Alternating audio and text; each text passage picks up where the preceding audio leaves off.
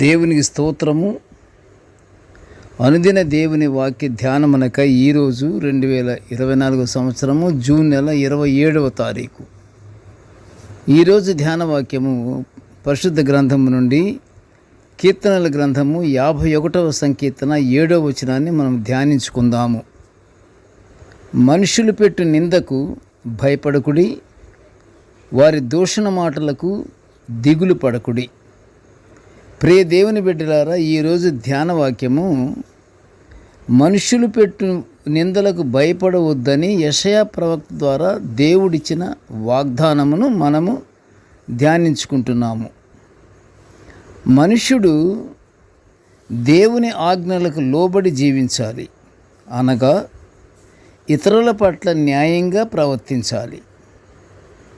దేవుని రాజ్యంలో న్యాయం అనేది చాలా ముఖ్యమైనది. దేవుని ప్రజలు ఇతరులతో తమ వ్యవహారాల్లో న్యాయంగాను ప్రేమతోనూ ఉండకపోతే వారి ప్రార్థనలు, వారి భక్తి అర్థం లేనివి. తోటి మనుషులను ప్రేమతో కలుపుకుంటూ ఆత్మీయ స్నేహం పెంచుకోవాలి. ఎదుటి వ్యక్తులపై నిష్కారణంగా నిందలు వేస్తూ దూషణ మాటలు మాట్లాడకూడదు. అది దేవునికి వ్యతిరేకముగా ఉంటుంది. ఈ మాటలు మనవి కావు. ప్రభువు యెషయా ప్రవక్త ద్వారా 1వ అధ్యాయము 10వ వచనములో చేస్తున్నారు. నా మాట ఆలకించుడి, నా ఉపదేశమునకు చెవియొగ్గుడని ప్రభువు చెప్తున్నాడు. ప్రభువు చెప్పేది ప్రేమ కలిగి ఉండాలని చెబుతున్నాడు కదా. మనుషులు ఒకరికొకరు ప్రేమ కలిగి ఉండాలి.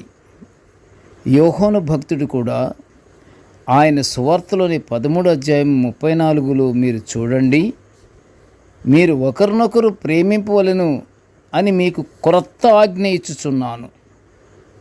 నా ప్రేమను మీరు ఒకరికొకరు ప్రేమ కలిగి జీవించాలని యోహాను గారు చెప్తున్నాడు.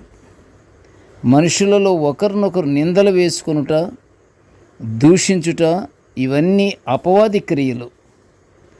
ఒకరికొకరు తిట్టుకుంటూ మనస్పర్ధనలతో ఉండేవారందరూ సాతానుకు చెందినవారే. పరిశుద్ధ గ్రంథములోని ప్రవక్తలు అందరూ ప్రవచించేది ప్రేమే కదా. మరి పరిశుద్ధ గ్రంథాన్ని ఆచరిస్తున్న వాళ్ళు ప్రేమను మర్చిపోయారా? ప్రేమ ఉంటేనే దేవుని బిడ్డలు.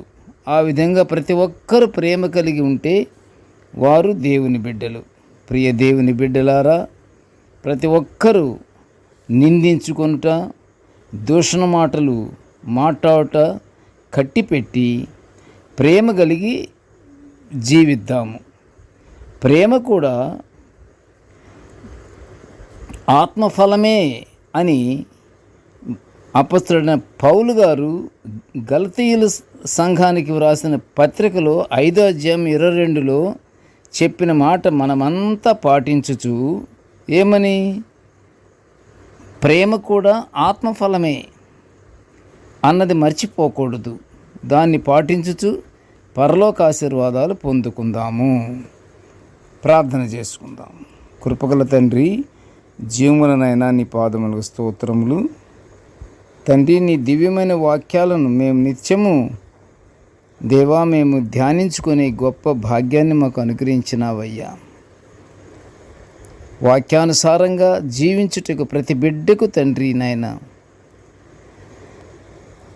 కన్నులు తెరచి దేవా వారి యొక్క మనసులను కూడా కఠినమైన మనసులను కూడా విప్పి ఈ మాటలన్నీ విని ప్రేమ కలిగి జీవించే భాగ్యాన్ని ప్రతి బిడ్డకు అనుగ్రహించమని నాయన వేడుకొనుచుంటున్నాను తండ్రి.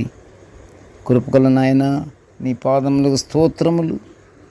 ప్రభా, మనుషులు పెట్టే నిందలకు, వారి దూషణ మాటలకు భయపడకుండా వారి ఎడల ప్రార్థన మేము చేసే గొప్ప భాగ్యాన్ని మాకు అనుగ్రహించమని తండ్రి వేడుకొనుచుంటున్నాము నాయన. ప్రతి బిడ్డ తండ్రి నాయన అపవాది క్రియలకు లోనవ్వకుండా దేవాన్ని పరిశుద్ధాత్మని మాతో ఉంచిన ఆయన మేము చేస్తున్నటువంటి పొరపాట్లను దేవ క్షమించి ఆ పొరపాట్లు చేయకుండా నీ బిడ్డలముగా మేము జీవించే భాగ్యాన్ని మాకు అనుగ్రహించమని ఈ మనవులు అన్నీ యేసయ్య పుణ్యనామమున వినయముగా వేడుకొనుచుంటున్నాము తండ్రి. ఆమేన్. దేవుడు మనల్నందరినీ బహుగా దీవించుగాక. ఆమేన్.